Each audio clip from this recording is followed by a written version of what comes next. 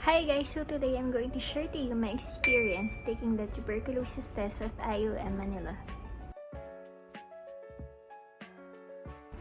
So IOM stands for International Organization for Migration. So as far as I know, as of today, IOM is the only accredited clinic para sa mga pupunta ng UK. So before anything else, I would just like to clarify that your TB test is only valid for 6 months. So better to make sure muna kung kailan ka alis before you book your TB test because masasayang lang siya if ever. So you can book your TB test either by sending them an email or sending a text message to their number. So today I'm going to share my experience which did in order for me to book an appointment for TB test, which is sending an email.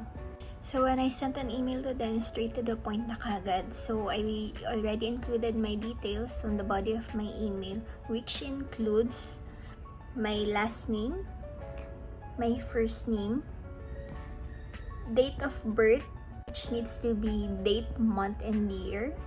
Ganun yung pagkakasunod-sunod. Then next is gender. Next will be your passport number. Next will be the passport issue date. Again, this needs to be date, month, and year. Next is passport expiry date. Again, date, month, and year. The next will be the mobile number, your mobile number. Next is email address. Next is address in the Philippines. Next will be the phone number in UK. So this number, of course, it's my husband's number, yung nilagay ko.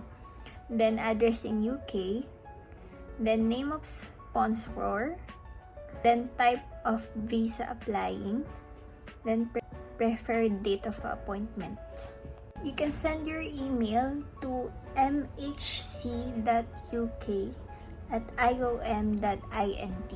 So as per my experience, I sent it at night. Then kinabukasan ng morning, I already received an email from them.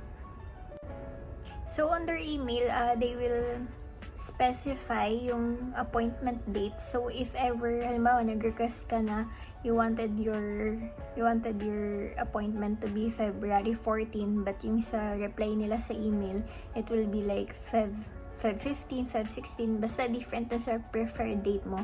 It means na fully booked na sila dun sa date na preferred mo. So they already suggested kung kailan ka pwede. Then, naka-specify din doon what time available. So, I'm not really sure if mag-request ka ng, if madali, if ever mag-request ka ng change of date or change of time. Basta yung sa akin, amenable naman sa akin. So yung preferred date ko, available sa kanila. Then, my appointment time was 8:50. So, as sa akin, okay yung maaga. So, I already accepted that. I just sent an email again. I replied to their email confirming that the schedule they sent to me was approved. Is okay to me. I can attend the appointment by that date and time. Okay, so now I'm going to discuss yung nangyari sa akin on that day. I left the house by 6:30 since the location was in Makati, and yung appointment day ko is Friday, which is medyo marami na rin kasi mga bumalik sa office, so I expected na traffic, so I left the house early. So my appointment was 8:50. So since I left at 6:30, I arrived at 7:15. I didn't expect na sobrang bilis lang ng biyahe. So pagdating ko doon, ang daming tao sa labas na nakapila. It's obvious na pupunta din sila ng IOM kasi may mga dala silang envelope and basta obvious na may appointment sila sa IOM. So hindi na ako nag-try magtanong sa guard, basta obvious na hindi pa pinapapasok and sobrang aga ko. So I decided na mag-dine in muna sa Starbucks, which is across lang ng building na Trafalgar building sa Makati. So ayun, so by 8:30 umalis na ako ng Starbucks. I tried na pumasok sa building, but then yung security he's not allowing na pumasok ng super aga. So since 8:50 yung appointment ko, he allowed me 10 minutes before. So upon entering sa building, of course there's temperature check. Then after that, you need to fill a health declaration form sa right side pagpasok mo. Then after that, you need to sign sa reception area. Then sa reception area, like with other buildings, you need to provide one valid ID in exchange of visitor's pass. So ayun, kailangan may one valid ID ka, except dun sa i-represent mo sa IOM itself. So IOM is located at 15th floor. So as soon as you reach the floor, paglabas mo ng elevator, yung security makikita mo dun sa left side. Then papupuntahin ka niya kagad sa toilet para mag-wash ng hands.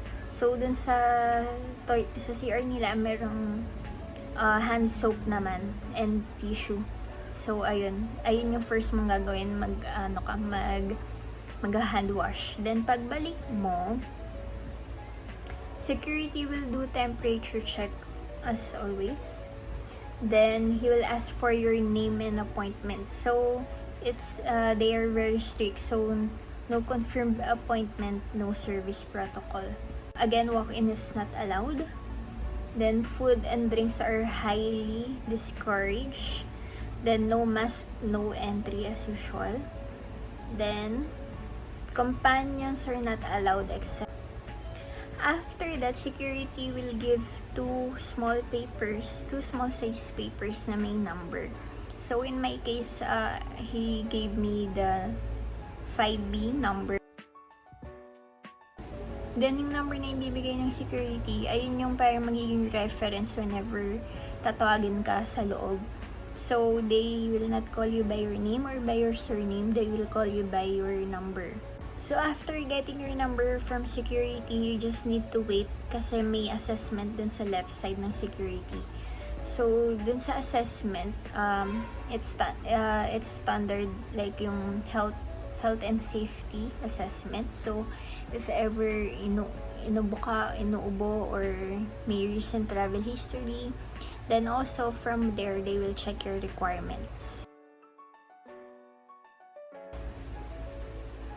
So they will check the completion of your requirements. So that includes valid passport, government issued ID, other than the one you gave to the receptionist to the hotel lobby. Then one photocopy of your passport and photocopy of your valid ID. And of course, you need to bring your own ballpen. So, kasama yun sa email nila na naka-bold yung font. You need to bring your own ballpen. For minor applicants, which is 17 years old and below, you need to bring actual and valid passport, PSA birth certificate, school ID for the current school year, one photocopy of passport and ID or birth certificate. For applicants with previous certificates, make sure to bring the original certificate with you. So, for minors to be accompanied by their guardians instead of parents, letter of authorization from parent, scanned copy of passport of the parent, and government issued of the guardian. So, those documents can be scanned and then emailed to the guardian by the parent in the UK. Again, dun sa assessment side, if you have incomplete requirements, you will be rescheduled automatically. So, they will not allow you to enter anymore sa loob. As soon as you're done with your assessment and you'll be able to enter inside IOM. So, pagkapasok mo, someone will approach you and she will ask if you are going to UK or Canada. So, bali dun sa IOM, they are catering to people na magta-travel going to UK or Canada. So, of course, you just need to tell whether UK or Canada. Then, she will ask for your full name and of course, she will check your details as per her list. Then, after nun, it will be picture taking. So, you need to remove your earrings. So, better before going to your appointment, make sure na hindi ka na nakasuot ng earrings para wala nang hassle to remove it. So, after picture taking, you'll be given a form to be filled up. So, it consists of UK tuberculosis form. Basically, same lang yung details na fill upan mo based dun sa email na sinend mo sa kanila. Almost the same. Then, the other one is pregnancy declaration form.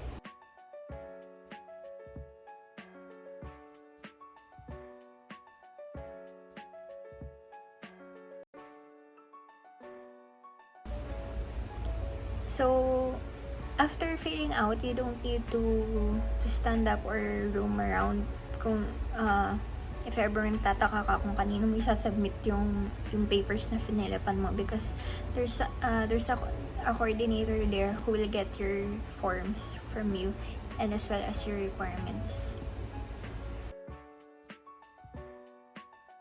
And after that, you need to wait for your number to be called.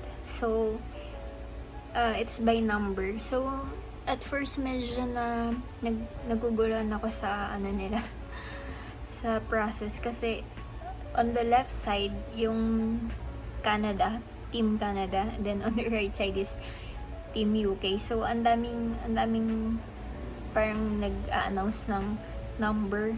Merong coordinator ng Canada, merong coordinator ng UK, then meron ding doctors nagtatawag ng numbers.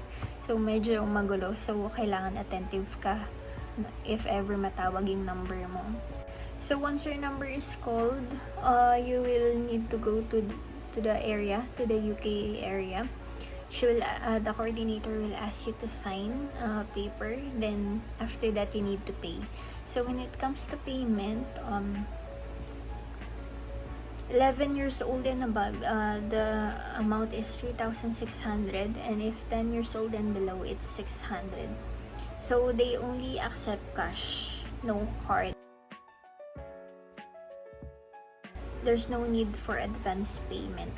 Fees will be settled at the cashier's office in the clinic on the day of your scheduled appointment. So, after paying for your tests, you will be asked to go to one of the doctor's room for assessment. So, in this case, when I went to the doctor's room, first she asked me to wash my hands. Kala ko anong gagawin kasi inas niya ako mag-wash ng hands. After that, pinaupo niya lang ako in front of her. Then, she started asking yung medical history and if related to COVID and other health other health questions, and if also I'm pregnant. So I think if hindi ka sure na pregnant ka, you can also have your PT there, because she asked me if need ko ba mag-PT test or sure na sure ako na hindi ako pregnant. So in my case, sure na sure ako na hindi ako pregnant. So ayun, mas mabilis siya. That assessment only took like 5 minutes. So after that, she asked me to sit outside and wait for my number to be called again. After my number was called again, after that assessment, by 9:47, X-ray was already done. So again, my appointment was 8:50 and next ray ako mga 9:45, then 9:47 tapos na ako. By 10 a.m., the certificate was ready and my number was called again for me to check the details on the certificate and sign it. So of course, you need to double check kung tama yung mga spelling and other details ng certificate mo before you sign it. Then after that, I waited mga 5 to 10 minutes again, because yung certificate parang na siya, nakabay batch. Then isasubmit siya sa doctor for signature. Kaya 5 to 10 minutes again. After that, I was called again. Then ayun na, they already released the certificates. So as per IOM's email, the certificate will take within 2 to 3 hours from your appointment. But for me, it only took like 1 hour or 5 minutes, like that. Since 8:50 nga appointment ko, then 9:50 tapos na ako mag-X-ray. So ayun. So again, the result of our TB test is only valid for 6 months. Now for Canada, sa mga Canada bound, I'm not sure for the validity, but I took the UK TB test. So upon releasing ng certificate, the coordinator told me na bring the certificate with me kasi ipapakita daw sa immigration, sa UK immigration. Then she specifically told na ingatan daw itong. So ayun guys, ayun yung experience ko taking my TB test. So thank you for watching. See you.